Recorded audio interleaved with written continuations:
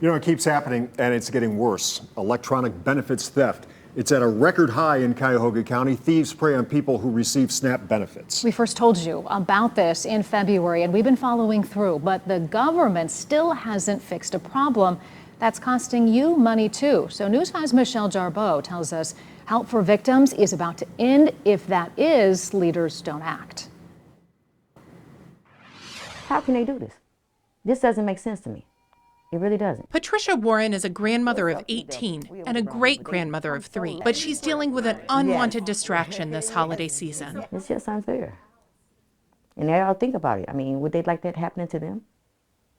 I mean, would you like that happening to your mother or your father or your sister? Last week, almost all the grocery money on her EBT card disappeared. It left me with $4.03. She showed me how her benefits came in and evaporated hours later. When we are depending on this for our livelihood, you know, we can't live without food. The same thing is happening to thousands of families across Ohio.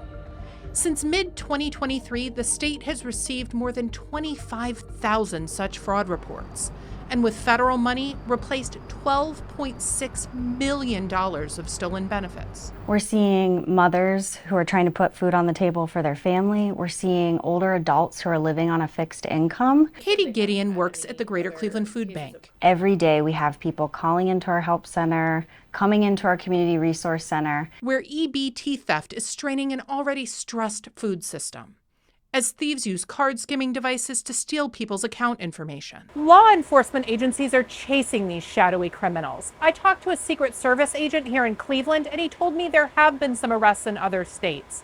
Now government attorneys are trying to figure out where to prosecute the suspects.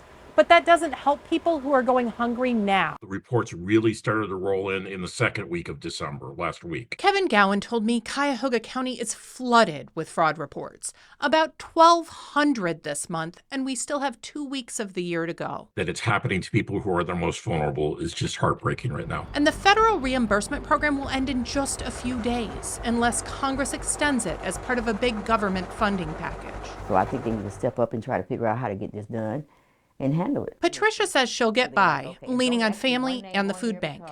A longtime child care worker, she's spent decades caring for others. Now a system designed to care for her has left her out in the cold. Whoever is out here doing this need to really sit down and take a self-examination and look at themselves and think about it. What would I do if tomorrow somebody came and did this to me? In Cleveland, Michelle Jarboe, News 5.